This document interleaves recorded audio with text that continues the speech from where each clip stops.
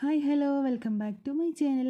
നമുക്കിന്ന് ചോറിൻ്റെ കൂടെ കഴിക്കാൻ വേണ്ടി പറ്റുന്ന ക്യാബേജ് വെച്ചിട്ട് നല്ല അടിപൊളി ഒരു റെസിപ്പി ഉണ്ടാക്കിയെടുക്കാൻ നോക്കിയാലോ. നല്ല സിമ്പിളായിട്ടുള്ള റെസിപ്പി കേട്ടോ. അപ്പോൾ എല്ലാം ട്രൈ ചെയ്ത് നോക്കുക. ഇഷ്ടമായിലേക്കാണ് മറക്കല്ലേ. വീട്ടിലോട്ട് പോവാം.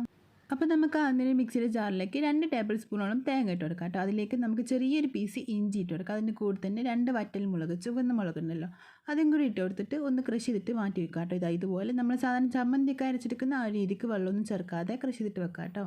ഇനി നമുക്കൊരു പാത്രം വെച്ചിട്ട് അതിലേക്ക് 1 ടേബിൾ സ്പൂണോളം വെളിച്ചെണ്ണ വെച്ച് കൊടുക്കാം. അതിലേക്ക് 1/4 ടീസ്പൂണോളം കടുക് ഇട്ടിട്ട് നന്നായിട്ട് പൊട്ട് വന്ന് നമുക്കിത് ചെറിയ ജീരകം 1/4 ടീസ്പൂണോളം ചെറിയ ജീരകം, അതിൻ്റെ കൂടെ തന്നെ 1/4 ടീസ്പൂണോളം വലിയ ജീരകം കൂടി ഇട്ട് കൊടുക്കാം കേട്ടോ. ഇനി നമുക്കിതിലേക്ക് സവാള ഇട്ട് കൊടുക്കാം കേട്ടോ. അപ്പം നല്ല വലിപ്പമുള്ളൊരു സവാള എടുക്കുക. ഇതുപോലെ ചെറിയ പീസാക്കിയിട്ട് കട്ട് ചെയ്തിട്ട് ഇതിലേക്ക് ഇട്ട് കൊടുത്തിട്ട് ഒന്ന് നന്നായിട്ടൊന്ന് മിക്സ് ചെയ്ത് കൊടുക്കുക. അതിനുശേഷം 1/4 ടീസ്പൂണോളം ഉപ്പും കൂടി ചേർത്തിട്ട് ഒന്നുകൂടി മിക്സ് ചെയ്തിട്ട് വെക്കാം കേട്ടോ. ഇനി സവാള നന്നായിട്ട് ഒന്ന് വഴന്ന് വരട്ടെ. ഇതിൻ്റെ കളറൊക്കെ ഒന്ന് മാറി വരുമല്ലോ. ആ ഒരു സമയം വരെ നമുക്കിതുപോലെ ലോ ഫ്ലെയിമിട്ട് മിക്സ് ചെയ്ത് കൊടുക്കാം കേട്ടോ. ഇപ്പോൾ സവാള നന്നായിട്ട് വഴന്ന് വന്നിട്ടുണ്ടെങ്കിൽ നമുക്ക് ഇതിലേക്ക് ഒരു ചെറിയൊരു തക്കാളി ഇട്ട് കൊടുക്കുക. ചെറിയ പീസാക്കിയിട്ട് കട്ട് ചെയ്തിട്ട് കൊടുക്കുക കേട്ടോ. ഇതിലേക്ക് നമുക്ക് 2 പച്ചമുളക് കൂടി ഇട്ട് കൊടുത്തിട്ട് നന്നായിട്ട് ഒന്ന് വഴറ്റിയെടുക്കുക. ഇനി നമുക്ക് ഇതൊന്ന് അടച്ച് വെച്ചിട്ട് വേവിച്ചെടുക്കാം കേട്ടോ. 1 മിനിറ്റോളം ഒന്ന് അടച്ച് വെക്കാം ലോ ഫ്ലെയിമിൽ ഇട്ടിട്ട്. ഇപ്പോൾ ഇതാ നന്നായിട്ട് വെന്ത് വന്നിട്ടുണ്ട്. ഇനി ഇതിലേക്ക് നമുക്ക് പൊടികൾ ചേർത്ത് കൊടുക്കാം കേട്ടോ. ആദ്യം തന്നെ ഒരു 1/2 ടീസ്പൂണും കാശ്മീരി ചില്ലി പൗഡർ ഇട്ട് കൊടുക്കാം. അതിൻ്റെ കൂടെ തന്നെ നമുക്കൊരു 1/4 ടീസ്പൂണോളം മഞ്ഞളും കൂടി ഇട്ട് കൊടുക്കാം കേട്ടോ. ഇനി ഇതിലേക്ക് നമുക്കൊരു 1/4 ടീസ്പൂണോളം കുരുമുളക് പൊടിയും കൂടി ഇട്ട് കൊടുക്കാം കേട്ടോ. എന്നിട്ട് നന്നായിട്ട് ഒന്ന് മിക്സ് ചെയ്ത് കൊടുക്കുക. നമ്മൾ ഈ പൊടികളുടെ സ്മെല്ലൊക്കെ ഒന്ന് മാറി വരുന്നത് വരെ നന്നായിട്ട് ഒന്ന് ലോ ഫ്ലെയിമിട്ട് മിക്സ് ചെയ്ത് കൊടുക്കാം കേട്ടോ. അതിനുശേഷം നമുക്ക് ഇതിലേക്ക് ക്യാബേജും നമ്മളെ പൊട്ടാറ്റോ ഇട്ട് കൊടുക്കാം. ഇപ്പോൾ പൊടികളുടെ സ്മെല്ലൊക്കെ ഒന്ന് മാറി വന്നപ്പോൾ ഞാൻ ഇതിലേക്ക് ക്യാബേജ് ഇട്ട് കൊടുത്തിട്ടുണ്ട്.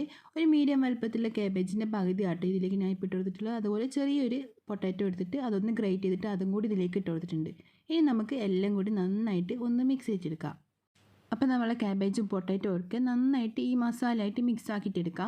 അതിനുശേഷം നമുക്ക് ഇതൊന്ന് അടച്ച് വെക്കാം കേട്ടോ. ലോ ഫ്ലെയിമിൽ ഇട്ടിട്ട് നമുക്ക് 1 മിനിറ്റോളം ഒന്ന് അടച്ച് വെച്ചിട്ട് നന്നായിട്ട് ഒന്ന് വേവിച്ചിട്ടെടുക്കാം. നമുക്കിതൊന്ന് അടച്ച് വെച്ചിട്ട് വേവിക്കാം കേട്ടോ. ഇപ്പോൾ ഇതാ 1 മിനിറ്റ് കഴിഞ്ഞിട്ടുണ്ട്. നമ്മളെ ക്യാബേജൊക്കെ നന്നായിട്ട് വെന്ത് വന്നിട്ടുണ്ട്.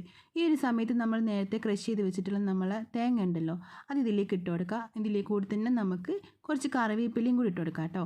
എന്നിട്ട് ഒന്നും കൂടി നന്നായിട്ട് മിക്സ് ചെയ്തെടുക്കുക.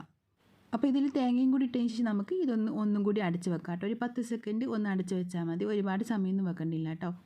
ഇപ്പോൾ ഇത് നമ്മൾ അടച്ച് വെച്ചിട്ടുണ്ട് കേട്ടോ. ഒരു 10 സെക്കൻഡ് അടച്ച് വെച്ചിട്ടുണ്ട്. നമ്മളിത് ഓപ്പൺ ആക്കി നോക്കിയിട്ടുണ്ട് കേട്ടോ. നല്ല ടേസ്റ്റ് ആയിട്ട് നല്ലൊരു സ്മെല്ലൊക്കെ ഈ ഒരു സമയത്ത് വരും കേട്ടോ. ഇനി നമുക്ക് ഫ്ലെയിം അങ്ങ് ഓഫ് ചെയ്ത് കൊടുക്കാം. അപ്പം നമുക്ക് ചോറിനോടൊക്കെ കഴിക്കാൻ വേണ്ടി പറ്റുന്ന നല്ലൊരു റെസിപ്പി കേട്ടോ. എല്ലാം ട്രൈ ചെയ്ത് നോക്കുക. ഇഷ്ടമായി ലൈക്ക് ചെയ്യാൻ, സബ്സ്ക്രൈബ് ചെയ്യാൻ, ഷെയർ ചെയ്യാൻ, കമൻറ്റ് ചെയ്യാനൊന്നും മറക്കല്ലേ. അപ്പം നമുക്ക് മറ്റൊരു പിന്നെ കാണാം. Bye, thank U.